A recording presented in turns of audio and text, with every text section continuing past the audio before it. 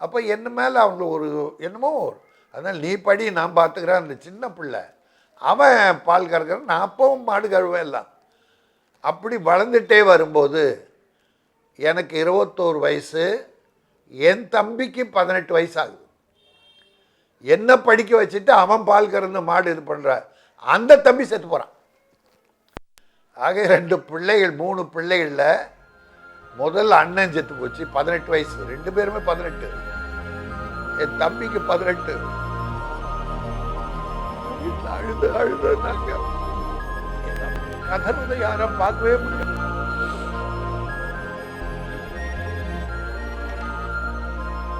அவ்வளவு துன்பத்துல எங்க அம்மா பட்ட பாடு.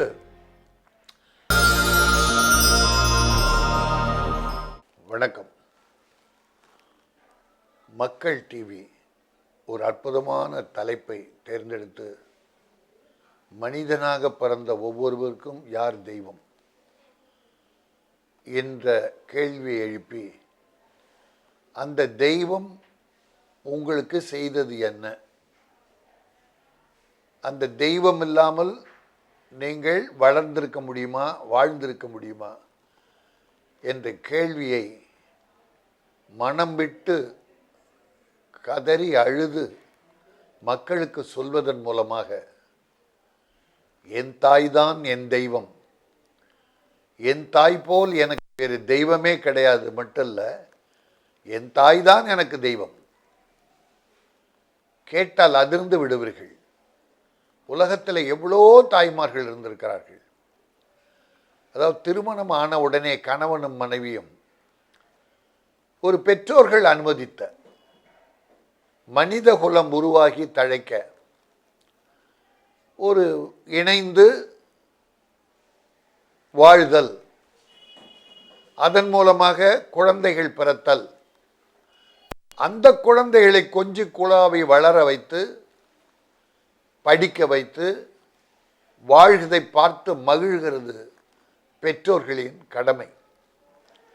ஆனால் என்னை பொறுத்த வரையில் என் தாயும் தந்தையும் காஞ்சிபுரத்திற்கு ஒரு 25 கிலோமீட்டர் தூரமுள்ள செய்யாறு என்ற பகுதியில் கோவிலூர் என்ற ஊரிலிருந்து ஒரு 130 வருடத்திற்கு முன்னால் இந்த வண்ணாரப்பேட்டை, சென்னையிலே வண்ணாரப்பேட்டை பகுதிக்கு திருமணமான உடனே என் தாயை அழைத்து வந்திருக்கிறார் என் தந்தை குமாரசாமி, தாய் கண்ணம்மாள். அப்பா படிக்கல, அம்மா படிக்கல. அப்பாவுக்கு என்ன வேலைன்னா மாட்டு வண்டி, மூட்டை தூக்குறது. அப்படி வாழ்ந்துக்கிட்டு இருக்கும்போது முதல்ல ஒரு அண்ணன், ஒரு அக்காள், 3வது நான் பிறந்திருக்கிறேன். அண்ணனுக்கு 8 வயசு, அக்காளுக்கு 6 வயசு, எனக்கு 4 வயசு. அந்த 4 வயசு எனக்கு இருக்கும்போது என் தாய் 7 மாத கர்ப்பிணி, 4வது குழந்தை. அந்த நேரத்தில் என் தகப்பனார் இறந்து போகிறார். இந்த வண்ணாரப்பேட்டைக்கு இன்னொரு பேர் கொலகாரப்பேட்டைன்னு பேர். அவ்வளோ கொலைகள் அங்கே, மாசத்துல 2 கொலை நடக்கும்னு சென்னைக்கே தெரியும், எல்லாருக்கும் தெரியும் இந்த பேட்டை எப்படி வண்ணாரப்பேட்டை. இந்த பகுதியில் கணவனை இருந்து 3 குழந்தைகளோட என் அம்மா பட்ட கஷ்டங்கள் அப்படி கஷ்டம். அப்போது அப்பா இறந்த உடனே எனக்கு அப்பா நினைவே இல்லை. ஒன்றே ஒன்று நினைவு இருக்குது, ஒரு குடுமி வச்சுட்டு இருந்திருக்கார். அதுதான் என் நினைவில் அப்படி நிழலாக வருது. அப்பா இறந்தப்ப அன்னைக்கு நிகழ்ச்சியப்போ கூட எனக்கு அப்பா இறந்த மாதிரி எனக்கு தெரியல. அப்போ இன்னொரு நிகழ்ச்சி இருந்து இந்த சங்கு ஊதுவாங்க பூம் பூம் பூன்னு, அந்த மாதிரி நான் ஒரு சத்தம் விட்டுருக்கேன்.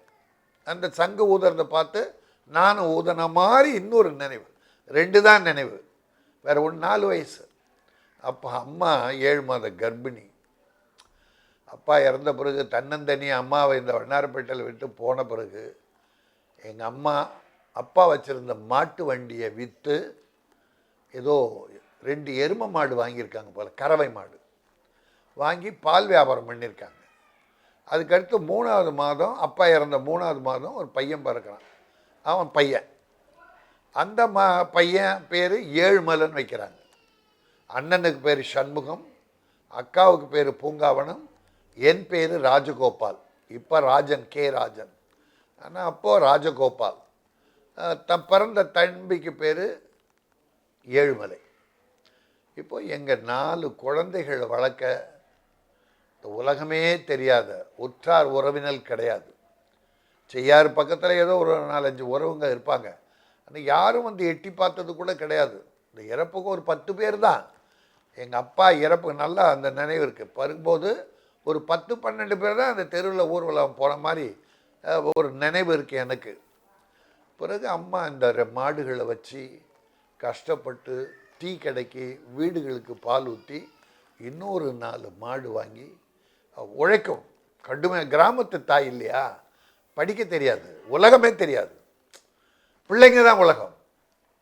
அப்போது மாடுகளோடு மாடாக கஷ்டப்பட்டு வளர்க்க நான் என்னை வந்து அண்ணன் ஒரு 12-13 வயசு இருக்கும், பள்ளிக்கூடம் போல் பால் கறக்குது, அம்மாவுக்கு உதவியாக பால் கறக்குது. நான் 5வது வரைக்கும் என்னை படிக்க வைக்கிறேன். அப்போ கார்ப்பரேஷன் ஸ்கூலில் பணம் கிடையாது, படிக்க வைக்கிறாங்க. பிறகு 6வது போனால் பக்கத்தில் ஸ்கூலில் 6 ரூபா கட்டணும் சம்பளம். 1956 6 ரூபா கட்டணும். நிறுத்திட்டாங்க, என்னை பள்ளிக்கூடத்தில் நிறுத்திட்டாங்க. நான் படிக்கலை. தம்பி அப்படி வளர்ந்துட்டே வர்றான். அவன் 1, 4வது 5வது ஏதோ 3வது படிக்கிறான் போல் ஒரு நினைவு.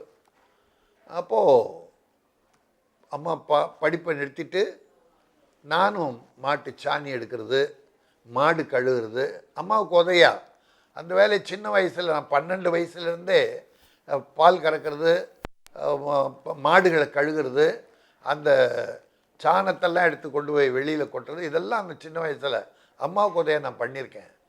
அப்போது வீடுகளுக்கு கொண்டு வீட்டில் இங்கே கறந்து பால் கறந்து வீடுகளுக்கு கொண்டு போய் ஊற்றுவோம்.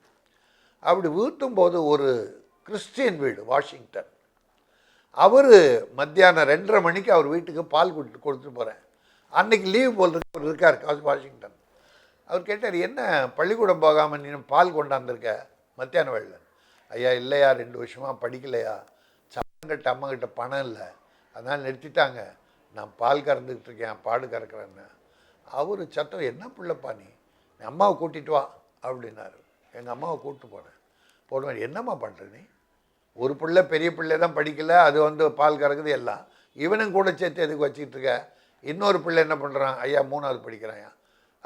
சரி ரைட், இவனை நான் படிக்க வைக்கிறேன். அப்போ 6 ரூபா சம்பளம். அதனால் நிறுத்திட்டாங்க, சம்பளம் கட்ட பணம் இல்லை, அதனால் என்னை நிறுத்திட்டாங்க. நானும் போகல, 2 வருஷமாக படிக்கலை. 5ஆவதுக்கு அப்புறம் 2 வருஷம் நான் படிக்கலை. அப்புறம் அந்த ஐயா தர்மவான் வாஷிங்டன் கிறித்துவர் என்னை மாதம் 6 ரூபா சம்பளம் கட்டி கணபதி நடுநிலை பள்ளியில் என்னை சேர்க்குறார். அப்போ எனக்கு கொஞ்சம் அப்படி படிக்கிற ஆர்வம், அப்படி படிச்சுக்கிட்டே வர்றேன். 7ஆவது வந்தப்போ ஒருத்தர் கேட்டாங்க, என்ன காமராஜ் தான் முதலமைச்சராக இருக்கிறாரு, இப்போ தான் இலவச கல்வி இந்த விஷயத்தில் பண்ணுறாங்களே, நீ இன்னும் நல்லா படிக்க வேண்டியதான்னு. அப்போ காமராஜ் என்ற பேர் அப்போ தான் என் மைண்டில் வருது. முதல் பேர் கேட்குறேன் காமராஜர் பற்றி.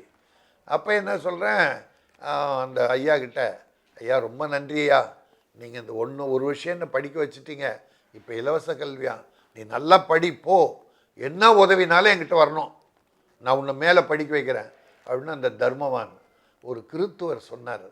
அதுக்கப்புறம்தான் நான் 7, 8 படிக்க ஆரம்பித்தேன். பள்ளிக்கூட நாடகம் வீரபாண்டிய கட்டபொம்மன் 8ஆம் வகுப்பு படிக்கும்போது ஆண்டு விழா, அதில் வீரபாண்டிய கட்டபொம்மனை நடிக்கிற ஒரு அற்புதமான வாய்ப்பு கிடைத்தது. அதில் ஜாக்சன் துறை என்கிற ஒரு வேஷமிட்டு நடித்தேன். எல்லாரும் பாராட்டினாங்க. அது எப்படி அந்த நடிப்பாற்றல் வந்ததெல்லாம் எனக்கு தெரியாது, எது இயற்கையாக வந்தது, நல்லா நடிச்சிடும் போல் எல்லாரும் பாராட்டினாங்க. அடுத்த வருஷம் ஒரு டான்ஸ், சந்திரபாபு நடித்த பதிபக்தி படையில் rock rock rock rock and roll அந்த பாட்டு, அந்த பாட்டுக்கு டான்ஸ் பண்ணுறேன். அதான் எங்கள் அம்மா ஒரு முறை எனக்கு 25 பைசா அப்போ 4 அண்ணான்னு சொல்லுவாங்க. அதுக்கு நான் அந்த மாட்டு வேலையெல்லாம் பண்ண உடனே ஒரு அம்மா வந்து 4 நாள் கொடுத்து ஏதோ சாப்பிட்றா அப்படின்னு சொன்னாங்க. அப்போ ஒரு போஸ்டர் பார்க்குறேன் தெருவில், பதிபக்தின்னு இருக்குது. பதிபக்தினா சந்திரபாபு ஒரு டான்ஸ் அப்படி போஸ்ட் கொடுத்துருப்பார். அதனால எனக்கு அதை பாடம் கவனம் போல் இருக்குது. அப்போ பட்டன் தேட்டர், அது 4 அண்ணா டிக்கெட், அதை போய் பார்த்த முதல் படம் பதிபக்தி. எனக்கு சந்திரபாபுவில் அந்த rock rock rock roll dance பார்த்த உடனே ஒரு மாதிரி பிடிச்சது. அப்போ நாங்கள் வாழற வீடு வந்து ஓலை குடிசை, சின்ன ஒரு 8 அடிக்கு 10 அடி தான். அந்த வீட்டில் தான் நான் வாழ்ந்தேன். ஒரு 20 டீச்சர் ட்ரைனிங் படிக்கிற வரைக்கும் நான் அதில் தான், அந்த வீட்டில் தான் இருந்தேன். அப்போது அந்த படத்தை பார்த்து இந்த டான்ஸ் என்னை ரொம்ப கவர்ந்ததால் எங்கே அந்த 8க்கு 10 ரூமில் கதவை சாத்திக்கிட்டு நான் அதே மாதிரி ஸ்டெப்ஸ் போடுவேன். சந்திரபாபு மாதிரியே நான் டான்ஸ் பண்ண உடனே அப்படியே அடுத்த ஆண்டு விழா வரும்போது நான் ஸ்கூலில் கேட்குறேன், டீச்சர் நான் ஒரு டான்ஸ் பண்ணுறேன் டீச்சர் அப்படின்னு. என்ன டான்ஸ் பண்ணுறியா, பண்ணு பார்க்கலான்னு ஒரு ஆட சொன்னாங்க. ராக் அண்ட் ரோல் ஆடினேன். அவங்க எல்லாருக்கும் பிடிச்சி போச்சு. டான்ஸ் ப்ரோக்ராம் கொடுத்தேன். என்னுடைய கலையார்வம் இப்படி தான் வந்தது. இப்படி நான் அம்மாவுக்கு உதவியாக அண்ணன் பால் கறக்கிறாரு, நான் மாடு கழுவுறேன், சாணி எடுக்கிறேன், படிக்கிறேன். அதுக்காக அம்மாவுக்கு உதவி செய்கிறது நான் விட்டுடல. காலையில் 4 மணிக்கு எந்திரிப்பேன். அம்மா 3 மணிக்கு எந்திரிச்சிடும், அண்ணனும் 3 மணிக்கு எந்திரிப்பான். அந்த மாடு கொண்டு போய் வீடு வீடாக மாடு கட்டி பால் கறப்போம். அப்படி இருந்து அண்ணன் அவ்வளோ பெரிய உதவியாக இருந்து என்னை படிக்க வைக்கும்போது அண்ணனுக்கு திடீர்னு நோய்வாய், உடல் நலம் இல்லை. அண்ணனுக்கு அப்போ வந்து 19 வயசு இருக்கும். ஸ்டான்லி ஹாஸ்பிட்டலில் சேர்த்தோம். அன்னைக்கு அண்ணன் இறந்து போச்சு. என்னை காப்பாற்றி நீ படிடான்னு சொல்லி அது மாடு கறந்து அம்மாவுக்கு உதவியாக இருந்தது போய் அந்த அண்ணன் இறந்து போச்சு. எங்கள் அம்மாவுக்கு ஒரு உறவே தெரியாது, உலகத்தில் உறவே இல்லை, பிள்ளைங்க தான் வரும். அப்போது கதறி கதறி கதறி அழுது, நான் அழுது, அம்மா அழுது, என் தம்பி அழுது, அவ்வளோ துன்பம்னா துன்பம், அப்படி ஒரு துன்பம். ஏன்னா புருஷனை எனக்கு 8 வயசு இருந்த அண்ணன், அப்போ அக்காவுக்கு 4 வயசு, எனக்கு அக்காவுக்கு 6 வயசு, எனக்கு 4 வயசு. அப்போ ஒரு குழந்தை வயிற்றில் 7 மாதம். இப்போ அந்த எங்களை காப்பாற்றி கொண்டு வந்த அண்ணன் 18 வயசில் இருந்து போகிறான். தினமும் அழுது அழுது அழுது, குடும்பமாக இல்லை, தினமும் அழதான். அப்புறம் அதிலேருந்து தேறி வர எங்களுக்கு ஒரு 2 வருஷம் 3 வருஷம் அண்ணனை மறக்க முடியல. அம்மா பெத்த தாய் எப்படி மறப்பா, பெத்தவளை போல் உலகத்தில் யார் பாசம் வைக்க முடியும்? அப்படி இருக்கும்போது இதை ஒரு லக்கு என்னென்னா, எங்கள் தம்பி எங்கள் அண்ணனை மாதிரியே இருப்பான். அந்த முடி, இந்த நகம், விரல்கள், கால் விரல், ஃபேஸ், ரவுண்ட் ஃபேஸ், கருத்த உருவம் எங்கள் அண்ணன் மாதிரி அப்படியே இருந்தான்.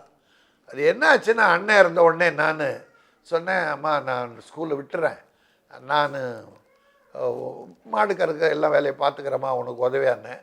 அம்மா பதிலுன்னு சொல்ல அழுதுட்டு இருந்தது. அப்போ தம்பிக்கு 12 வயசு இருக்கும். அவன் சொன்னான், இல்லை நீ படினா. அப்போ அவன் 5ஆவது என்னமோ படிக்கிறான்.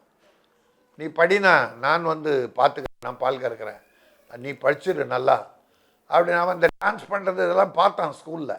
அப்போ என்ன மேலே அவங்க ஒரு என்னமோ, அதனால் நீ படி, நான் பார்த்துக்கிறேன். அந்த சின்ன பிள்ளை அவன் பால் கறக்கிறேன், நான் அப்பவும் மாடு கழுவேன் எல்லாம்.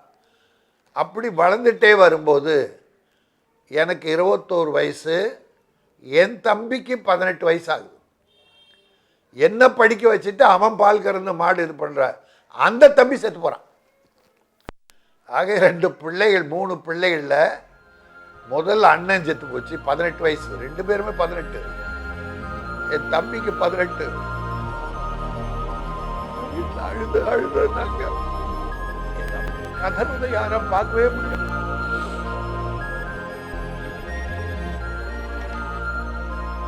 அவ்வளவு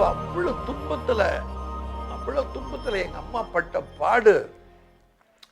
உதவியா இருந்த 2 பிள்ளைமே போயிடுச்சு. அப்போ மறுபடியும் அழுகோல தான், வீடு அழுக அழுக அழுக. நாட்டுப்புறத்து படிப்பு கிடையாது, உலகம் தெரியாது, ஒரு சினிமாவுக்கு போக தெரியாது, பக்கத்தெரு கூட தெரியாது எங்கள் அம்மாவுக்கு. அப்படியே வீடு தான். அப்படியே அழுதுட்டு நான் அதை மறக்கிறதுக்கு நாங்கள் ஒரு 3 வருஷத்துக்கு மேலாச்சு அதை மறக்கிறதுக்கு. அப்போ நான் சொன்னேன், அம்மா தம்பி போயிட்டான், நான் படிப்பை விட்டுறேன், நான் பால் கறக்கிறேன் அப்படின்னேன். அது இல்லைல்லடா நீ வேணாம், நீ படிக்கணும் அப்படி. என்ன படிக்கணுன்றா இது ஆர்வம் எங்கள் அம்மாவுக்கு வந்துருச்சு.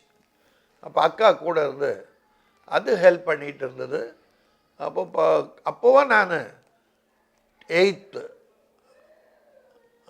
முடித்து 10th முடித்து இது டீச்சர் ட்ரைனிங் படிக்கும்போது கரெக்ட் 10th முடிச்சுட்டு நான் teacher training first year 2 years course teacher training. அந்த 2 years கோர்ஸில் ஃபஸ்ட் இயர் போகிறேன். அப்போ தான் தம்பி இறந்துட்டான். தம்பி அப்போ எனக்கு 19 வயசு இருக்கும், 21 வயசு. தம்பிக்கு 16 17 வயசு இருக்கும். அவனும் போயிட்டான். அப்புறம் டீச்சர் ட்ரைனிங்கை பாதியில் முடிக்க முடியாமல் அப்புறம் 2 years முடிஞ்சேன்னு ஆசிரியர் ஆனேன். அப்போது இந்த ஓலை வீடு அதில் என்னென்னா எங்கள் அம்மா கொஞ்சம் கஷ்டப்பட்டு பாருன்னு கொஞ்சம் சிக்கனமாக சேர்த்து வச்சு இப்போ இருக்கிற இந்த வீடு மனை வீடு கிடையாதப்போ ஓலை வீடு.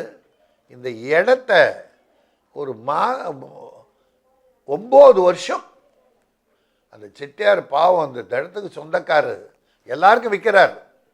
எல்லாருக்கும் மனை போட்டு விற்கும்போது எங்களுக்கு வாங்கிறது வசதி இல்லை. அப்போ அந்த செட்டியார் எங்கள் அப்பா அவங்க வீட்டில் வண்டி ஓட்டினார், மாடு மூட்டை தூக்குவார் போல்.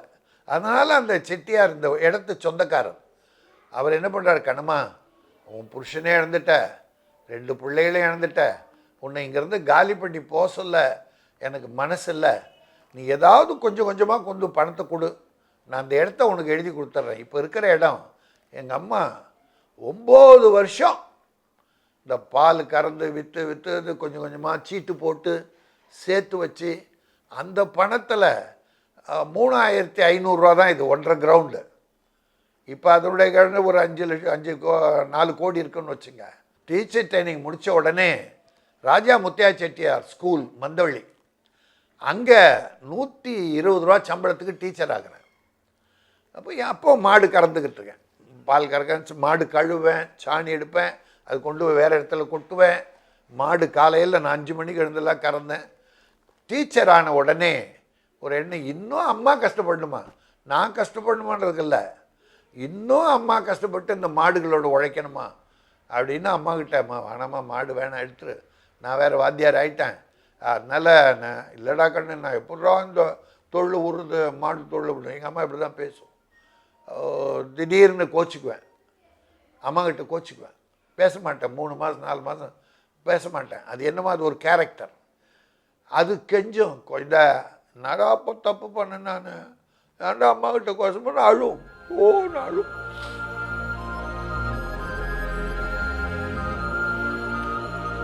தெரியாதப்போ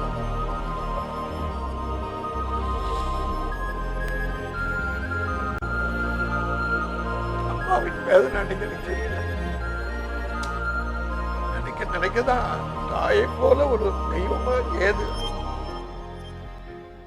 என்றைக்கு எந்த நல்ல காரியம் துவங்கினாலும் நான் முதலில் என் தெய்வத்தை, என் தாயெனும் தெய்வத்தை வணங்கிதான் தொடர்கிறேன். வறுமையிலே இதே வீட்டில் ஓலை வீட்டில் பிறந்து வளர்ந்த நான் இன்றைக்கு கஷ்டப்பட்டு முன்னேறி 9 படங்கள் தயார் பண்ணேன். 9 படங்களும் தயார் பண்ணி ஒரு நல்ல தமிழ் திரைப்பட தயாரிப்பாளர் என்ற பெயர் எடுத்திருக்கேன். பிறகு 70 படங்கள் நடிச்சிருக்கேன். ஆக நீ நல்ல காரியம். காமராஜ் மெட்ரிகுலேஷன் ஸ்கூல் நான் டீச்சராக இருந்தப்போ ராயபுரம் தொகுதி எம்எல்ஏ நிற்கிற போட்டியிடுற வாய்ப்பை இலக்கிய செல்வர் குமரியானந்தன் கொடுத்தார். அதனால் நான் வாத்தியார் வேலையை ரிசைன் பண்ணேன். பிறகு அதில் கொஞ்சம் ஓட்டில் தோத்துடுறேன். பிறகு போட்ட இடத்துல தேடுன்னு சொல்கிற மாதிரி என்ன பண்ணலாம், வாத்தியாராக இருந்தோம், வேறு வேலையும் தெரியாது என்பதாலே காமராஜ் மெட்ரிகுலேஷன் ஸ்கூல்னு ஒன்று ஆரம்பித்து சிறப்பாக நடத்துறது மட்டும் இல்லை, என்னை போல் அப்பா இல்லாத பிள்ளைங்க ஒரு 15 பேர் ஃப்ரீ எஜுகேஷன் எந்த ஸ்கூல்லையும் பண்ண மாட்டாங்க. அப்புறம் அப்பா இல்லைன்னு அடுத்து பாதி சம்பளம் நான் வாங்கிறதே வருஷத்துக்கே மொத்தமாக 18,000 10th பிள்ளைங்களுக்கு. 1 லட்சம் 2 லட்சம்லாம் இல்லை, நாம் அதிகப்படியாக வாங்கிறது 9th 10th பிள்ளைக்கு வருஷத்துக்கு 18,000 20,000 தான். அது இந்த அரசு நிர்ணயித்த கட்டணம், அதை தாண்டி நான் போனதில்லை. என் பள்ளிக்கூடத்தில் பார்த்தீங்கன்னா நான் எப்படி வறுமையில் வாடி ஒரு கிறித்துவர் வாஷிங்டன் என்னை முதல்ல 1 வருஷம் படிக்க வச்சாரோ பணம் கட்டி, அந்த நினைவு என்ன இருக்கிறதால இன்னைக்கு ஏழை பிள்ளைங்க மட்டும்தான் என் ஸ்கூலில் படிப்பாங்க. மிடில் கிளாஸை விட குறைஞ்சவங்க தான் படிப்பாங்க. கோட்டீஸ்வரன், லட்சாதிபதி எல்லாம் என் ஸ்கூலில் இல்லை.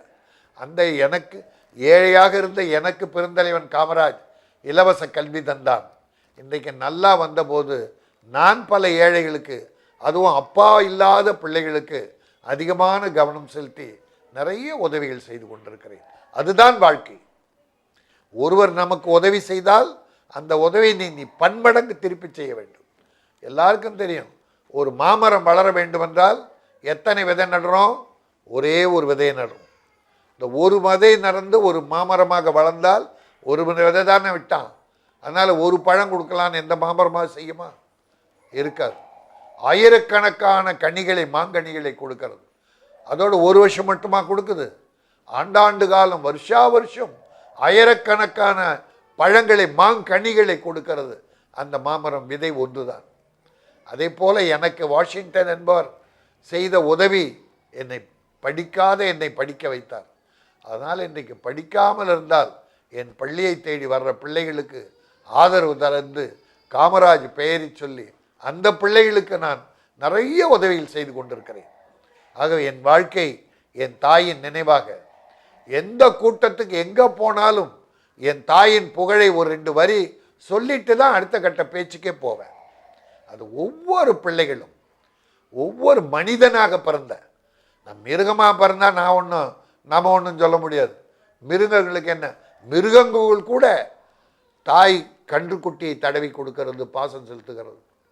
ஆனால் மனித இனம் அன்றைக்கு கூட்டு குடும்பமாக இருந்த அந்த பாசம், அப்பா அம்மா 16 பிள்ளைங்க இருக்கும் ஒரு குடும்பத்தில், 15 பிள்ளைங்க பேரை கூட மறந்துடுவாங்க. அப்பா லைனாக சொல்லும், எல்லாரையும் உட்கார வச்சு அம்மா சோறு உருட்டி ஒவ்வொரு கையாக கொடுக்கும்.